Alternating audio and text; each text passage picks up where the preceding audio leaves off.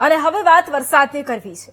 ગુજરાતમાં વર્ષોથી કહેવાય છે કે અષાઢના વાદળો માત્ર વરસાદ નથી લાવતા, પરંતુ આશા, અન્ન અને આવતીકાલનું ભવિષ્ય પણ લઈને આવે છે। રાજ્યમાં અનેક જિલ્લાઓમાં ભારેથી અતિ ભારે વરસાદ વરસી રહ્યો છે। સૌરાષ્ટ્ર, દક્ષિણ ગુજરાત, ઉત્તર ગુજરાત અને મધ્ય ગુજરાતના અનેક વિસ્તારોમાં મેઘરાજાએ જોરદાર બેટિંગ કરી છે। ક્યાંક નદીઓ છલકાઈ રહી છે, ક્યાંક નીચાણવાળા વિસ્તારો પાણીમાં ગરકાવ છે, તો ક્યાંક ખેડૂતોના ચહેરા ઉપર વરસાદને કારણે ખુશી જોવા મળી છે। ક્યાંક નદીઓના જળસ્તર વધી રહ્યા છે। એક સમય હતો જ્યારે ચોમાસું ધીમે ધીમે આગળ વધતું હતું। આજે થોડા જ કલાકોમાં આખા મહિનાનો વરસાદ વરસી જાય છે અને ક્યારેક એક જ જિલ્લામાં પૂર જેવી સ્થિતિ થતી હોય છે, તો થોડા કિલોમીટર દૂર વરસાદનું એક ટીપું પણ નથી હોતું। ક્યાંક વરસાદ જીવન આપી રહ્યો છે, તો ક્યાંક એ જ વરસાદ જનજીવનને થંભાવી રહ્યો છે। સૌરાષ્ટ્રથી લઈને દક્ષિણ ગુજરાત સુધી મેઘરાજાનું એ રૌદ્ર સ્વરૂપ અત્યારે આપણે જોઈ રહ્યા છે। અનેક જિલ્લાઓમાં ભારેથી અતિ ભારે વરસાદ વરસી રહ્યો છે। કેટલાય જિલ્લાઓમાં રેડ અને ઓરેન્જ એલર્ટ જારી કરી દેવાયું છે। જિલ્લાઓમાં નવા નીરની આવક થઈ રહી છે, નદીઓમાં નવા નીર આવી રહ્યા છે। નીચાણવાળા વિસ્તારો પાણીમાં ગરકાવ થઈ રહ્યા છે અને વહીવટી તંત્ર સતત એલર્ટ મોડ પર છે।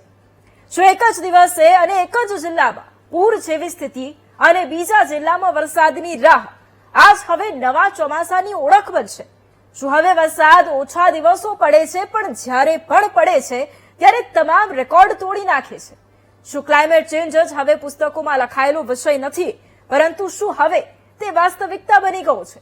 અને સાથે આગામી દિવસોમાં વરસાદનું જોર કેટલું રહેશે, કરીશું બીજા મુદ્દે મહામંથન।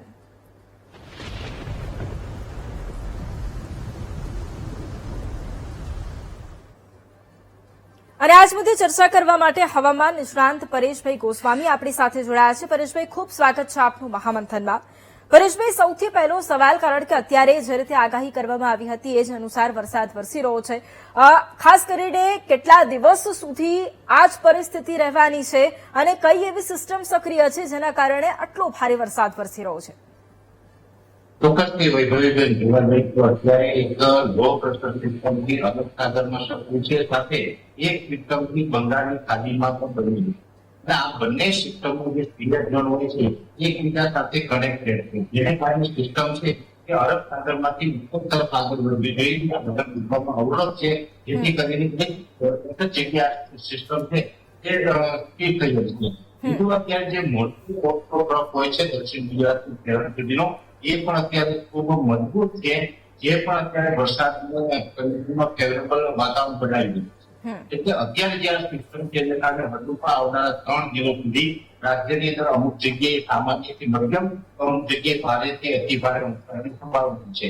જેમાં ખાસ કરીને જો ભારેથી અતિ ભારે વરસાદની વાત કરવા જઈએ તો હજુ આવનારા 3 દિવસ સુધી સૌરાષ્ટ્રના 4 જિલ્લા, જેની અંદર ભાવનગર, અમરેલી, સોમનાથ અને જૂનાગઢનો સમાવેશ થાય છે। આ 4 જિલ્લાની અંદર ભારેથી અતિ ભારે વરસાદની સંભાવના છે। કારણ કે દક્ષિણ ગુજરાતના તમામ જિલ્લાઓ, જેમાં રાજપીપળા, સુરત, વલસાડ, વાપી, નવસારી, બારડોલી, વિજયપુરા, ડાંગ, આહવા, તાપી અને જે આપણું દમણ, આ તમામ વિસ્તારની અંદર આવનારા 3 દિવસ સુધી ભારેથી અતિ ભારે વરસાદની સંભાવના રહી છે। મહારાષ્ટ્રનું જે મુંબઈ છે એની અંદર પણ લગભગ મારું એવું માનવું છે કે આવનારા 12 થી 24 કલાકની અંદર ત્યાંના જે દ્રશ્ય આવશે કોઈને વિકસિત કરે એ પ્રકારના આવી શકે છે। ત્યાં પણ સિસ્ટમનો અત્યારે સેન્ટ્રલ પાર્ટ છે કે અહીંયા પણ થોડી વધારે પેલેટ કરે એવી શક્યતાઓ છે। એટલે આવનારા 3 દિવસ સુધી આ વિસ્તારમાં ભારેથી અતિ ભારે વરસાદ પડવાના છે। આ સિવાયના અન્ય જિલ્લાઓમાં સામાન્યથી મધ્યમ, જેની અંદર રાજકોટ, મોરબી, સુરતમાં પણ હવે આવતીકાલથી વરસાદની ગતિવિધિ જોવા મળી શકે છે। ઉત્તર ગુજરાતના પણ બનાસકાંઠા, વાવથરા કે પાટણ જેવા વિસ્તારો, મહેસાણા છે, એની અંદર આવતીકાલથી વરસાદની શક્યતાઓ રહેલી છે। પણ એ વિસ્તારમાં સામાન્ય વરસાદ હશે, બીજા વિસ્તારમાં વધારે વરસાદ હશે। ખાસ કરીને જે આ ભારેથી અતિ વરસાદ પડવાના છે એમાં ટૂંકા સમયની અંદર વધારે, એટલે કે 1 કલાકની અંદર 3.5 કરતા પણ વધારે વરસાદ પડે એવી સંભાવનાઓ છે। એ વરસાદને કારણે જનજીવન ખોરવાય એવી પરિસ્થિતિનું નિર્માણ થયું। ઓકે, પરેશભાઈ, હવે બીજો ખેડૂતો માટેનો સવાલ છે, કારણ કે અત્યારે અતિ ભારે વરસાદ કેટલાય જિલ્લાઓની અંદર વરસી રહ્યો છે, ગ્રામ્ય પંથકમાં વરસી રહ્યો છે, તો ખેડૂતો માટે જોખમ ક્યારે રહેશે? ખેડૂત માટે આમ તો દરિયાઈ તમામ જિલ્લાઓ છે એમાં ઓલરેડી અત્યારે નુકસાનકારક વરસાદ વધી ચૂક્યો છે। અનેક ક્ષેત્રોમાં અત્યારે જળબંબાકારની સ્થિતિ રહે છે। જે ખેડૂતોએ ઓલરેડી વાવેતર કરી દીધું હતું એનો પાક અત્યારે પાણીમાં ડૂબ્યો. ખેડૂતોને ત્યાં પણ જોખમનું ઓલરેડી નુકસાન છે અને હજુ પણ 3 દિવસ સુધી જે વિસ્તારમાં વરસાદ પડવાનો જેટલા જિલ્લાઓને નામ આપ્યા એમને પણ હજુ નુકસાન થાય તેવી શક્યતાઓ છે. બીજી વાત એ છે કે રાજ્યના અમુક વિસ્તાર એવા છે કે ત્યાં ઓલરેડી વરસાદની ઘટ છે. જેમ કે દ્વારકા, જામનગરના ઘણા બધા વિસ્તારો વરસાદથી વંચિત છે. કચ્છ જિલ્લાની અંદર વરસાદની કોઈ ગતિવિધિ નથી. ઉત્તર ગુજરાતના અને મધ્ય ગુજરાતના અમુક ક્ષેત્રો એવા છે કે જ્યાં વરસાદ નથી. જે વિસ્તારમાં વરસાદ નથી એને વાવણી માટે લેટ થઈ રહી છે. અત્યારે વાવણી માટે લેટ થાય એ પણ ખેડૂત માટે એક પ્રકારે નુકસાની ગણી શકાય.